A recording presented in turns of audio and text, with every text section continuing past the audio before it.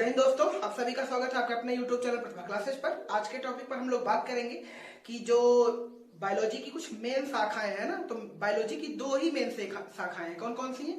Zoology और botany. Zoology को हम जंतु विज्ञान के नाम से जानते हैं और बॉटनी को हम वनस्पति विज्ञान के नाम से जानते हैं। इनको पढ़ने से पहले हम कुछ ओवरऑल आपको डाटा दिखा देते हैं, और वो डाटा इस बात का है कि हम कौन सी साइंस के अंदर कौन सी भाषा को पढ़ते हैं, मीन्स कौन सी चीज का अध्ययन किया जाता है। तो आज हमने इस वीडियो में लिया है आपको जंतु विज्ञान के अंतर्गत जो महत्वपूर्ण शाखाएं आती है, हम उनके बारे में बात करेंगे।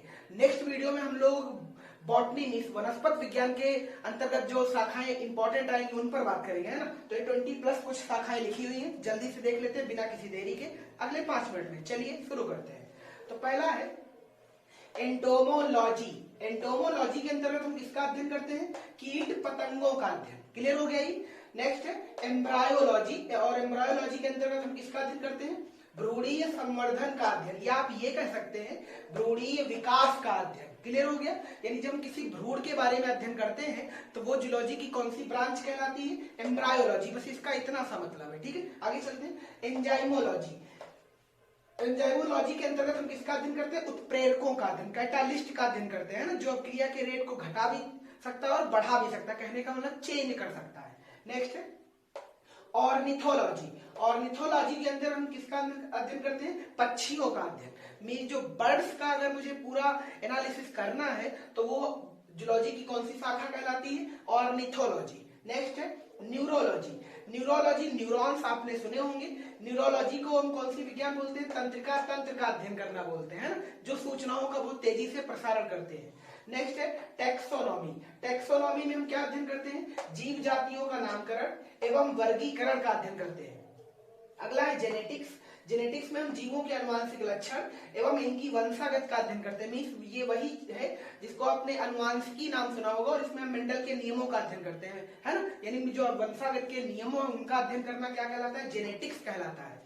और नेक्स्ट है एंडोक्राइनोलॉजी। एंडोक्राइनोलॉजी में आप सभी ने पढ़ा होगा अंतःस्रावी तंत्र, मीन्स हार्मोन्स के बारे में अध्ययन किया जाता है। कहने का मतलब है इसके अंतर्गत वे ग्रंथियां पढ़ी जाती है जिनमें नलिका नहीं होती है, मीन्स वो हार्मोन्स का स्रावण करती है ना। तो ये अंतःस्रावी तंत्र का अध्ययन है। नेक्स्ट है इकोलॉजी। इकोलॉजी का एक्चुअल मतलब होता है हिंदी में पारिस्थितिकी, और इसमें आप सभी ने पढ़ा होगा हमारा जो वातावरण के साथ संबंध होता है उसके हम अध्ययन को क्या बोलते हैं? पारिस्थितिकी बोलते हैं। तो इकोलॉजी को बोलते हैं वातावरण से जीवों का अध्ययन। नेक्स्ट है एंथ्रोपोलॉजी, और एंथ्रोपोलॉजी में हम पढ़ते हैं मानव के सांस्कृतिक विकास का अध्ययन। आप सभी जानते हैं कि जंतु जगत की कैटेगरी में सबसे जो बुद्धिमान जानवर ही कह सकते हैं, एनिमल कह सकते हैं, वो मनुष्य है। और मनुष्य के सांस्कृतिक, क्योंकि इसी में सांस्कृतिक विकास है, तो सांस्कृतिक विकास के अध्ययन को क्या बोलते हैं? एंथ्रोपोलॉजी। नेक्स्ट है एनाटॉमी। एनाटॉमी का एक्चुअल मतलब सिर्फ इतना होता है, अगर हम ये कहें कि किसी जंतु की अनुप्रस्थ काट है, अनुदैर्ध्य काट है, या किसी अंग की अनुप्रस्थ काट है, आंख की काट है, पेट की लंबोत काट है, कोई भी काट है, तो एक्चुअल में एनाटॉमी का मतलब होता है विच्छेदन द्वारा। विच्छेदन वर्ड का मतलब यहाँ पर काट से, और ये काटे दो टाइप की आपने पढ़ी होंगी, अनुप्रस्थ और अनुदैर्ध्य। विच्छेदन द्वारा शरीर के विभिन्न अंगों का अध्ययन करना। नेक्स्ट है जेरेंटोलॉजी। जेरोंटोलॉजी का मतलब ये होता है जब हमारी उम्र बढ़ती है तो हमारे शरीर में जो चेंजेस आते हैं उनके बारे में अगर मुझे कुछ रिसर्च करनी है तो कौन सी साइंस है? जेरेंटोलॉजी। क्लियर हो गया ये। ठीक इसी प्रकार कुछ इधर साइंस लिखी, इनको भी देख लेते हैं फटाफट। अगला है हीमेटोलॉजी। हीमेटोलॉजी के अंतर्गत हम क्या पढ़ते हैं? रुधिर एवं रुधिर संबंधी रोगों का अध्ययन करते हैं। अगला हर्पेटोलॉजी। हर्पेटोलॉजी के अंतर्गत हम उभयचर एवं सरीसृपों का अध्ययन करते हैं। उभयचर आप जानते होंगे वे जीव जो एटलीस्ट 2 स्थानों पर अपना को सर्वाइव कर सकते हैं, मीन्स अपना जीवन यापन कम से कम 2 स्थानों पर कर सकते हैं। मीन्स जल या स्थल में मिला के कह सकते हैं, जल या वायु में कह सकते हैं, स्थल या वायु में। कहने का मतलब 2 जगह जीवन यापन करने वालों को हम क्या बोलते हैं? उभयचर बोलते हैं। इसके एग्जाम्पल जैसे कि आपने मेढक है और कछुआ वगैरह पढ़े होंगे। और सरीसृप को रेप्टाइल्स बोलते हैं, और रेप्टाइल्स का मतलब होता है रेंग कर चलने वाले जंतु, है ना। तो ये सब इसमें आ जाएंगे। अगला है मैमेलोलॉजी, और मैमेलोलॉजी को आप जानते हैं, मैमेलिया आप सभी ने सुना होगा।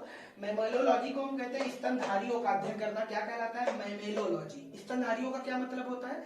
वे सभी जंतु जिनके कान शरीर के बाहर होते हैं या ये कहें उनमें स्तन पाए जाते हैं, स्तन ग्रंथियां मिलती हैं, उनको हम स्तनधारी जीव कहते हैं। जैसे मनुष्य, कुत्ता, बिल्ली, शेर, कुल के जितने भी हैं ये सब स्तनधारी में आते हैं। ठीक है, आगे चलते हैं।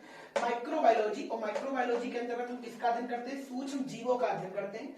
अगला है ओडोंटोलॉजी। ओडोंटोलॉजी के अंतर्गत हम दंत विज्ञान संबंधी अध्ययन करते हैं। दांतों के बारे में अगर मुझे पढ़ाई करनी है या रिसर्च करनी है तो मुझे कौन सी शाखा चूज करनी पड़ेगी? ओडोंटोलॉजी। नेक्स्ट है ओंकोलॉजी। कैंसर के बारे में डिटेल से अगर जानकारी लेनी है या पढ़ना है तो हम कौन सी शाखा चूज करेंगे? ओंकोलॉजी। नेक्स्ट है पैथोलॉजी, और पैथोलॉजी में हम क्या पढ़ते हैं? रोग की प्रकृति, उसके लक्षण एवं कारणों का अध्ययन करते हैं। अगला है रेडियोलॉजी। रेडियोलॉजी में हम क्या पढ़ते हैं? जीवों पर विकिरण प्रभाव का अध्ययन।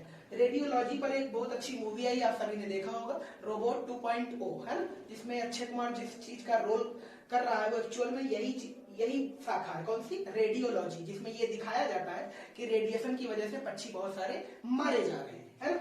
तो अगला है कार्डियोलॉजी। कार्डियोलॉजी में हम किसका अध्ययन करते हैं? हृदय विज्ञान का अध्ययन। मीन्स हृदय के बारे में कंप्लीट जानकारी कौन सी शाखा के अंतर्गत की जाती है? कार्डियोलॉजी के अंतर्गत। अगला है हिस्टोलॉजी। हिस्टोलॉजी में हम ऊतक का अध्ययन करते हैं। ऊतक आप सभी जानते हैं, कोशिकाओं के समूह को ऊतक कहते हैं, जिनकी उत्पत्ति और कार्य सब समान होते हैं। आगे बढ़ते हैं। अगला है ट्रोमेटोलॉजी, और ट्रोमेटोलॉजी में हम घाव का अध्ययन करते हैं। जब शरीर में कोई घाव आ जाता है, नहीं टूट फूट जाता है, फ्रैक्चर हो जाता है, उसमें जो परिवर्तन आते हैं या जो चेंजेस देखने को मिलते हैं उसको हम ट्रोमेटोलॉजी बोलते हैं ना। अगला है डर्मेटोलॉजी। डर्मेटोलॉजी में हम मानव त्वचा का अध्ययन करते हैं। अगला है एपीकल्चर। एपीकल्चर में हम मधुमक्खी पालन का अध्ययन करते हैं। नेक्स्ट है सेरीकल्चर। सेरीकल्चर में हम रेशम पालन का अध्ययन करते हैं। अगला है ऑस्टियोलॉजी। ऑस्टियोलॉजी में हम अस्थियों का अध्ययन करते हैं। अगला है डेमोग्राफी। डेमोग्राफी में हम जनसंख्या का अध्ययन करते हैं। और लास्ट है ऑप्थेल्मोलॉजी, और जिसमें हम नेत्र विज्ञान का अध्ययन करते हैं। तो ये कुछ महत्वपूर्ण शाखाएं हैं, आप इन्हें याद कर लीजिए। देखिए हमने कोशिश करके सिर्फ वही ली है जो ज्यादातर पेपरों में आती रहती है, और खास करके इसमें से बहुत सारी तो कक्षा 9, कक्षा 10, 11 और 12 ये सभी उन्हीं की ब्रांचें हैं। अगर आपने सही से पढ़ाई किया हो तो ये कभी ना कभी आपके साथ जरूर आए होंगे, है ना। तो आपको याद नहीं वो अलग बात है, आप इसका आराम से स्क्रीनशॉट ले लीजिएगा, आराम से रख लीजिएगा, जब मन करे आप तब इसे देख सकते हैं, है ना। तो ऐसे ही वीडियो देखते रहिए मजेदार।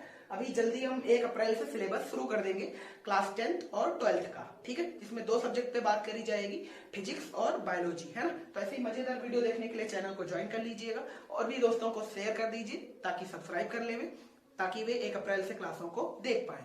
जय हिंद, थैंक्स फॉर वॉचिंग।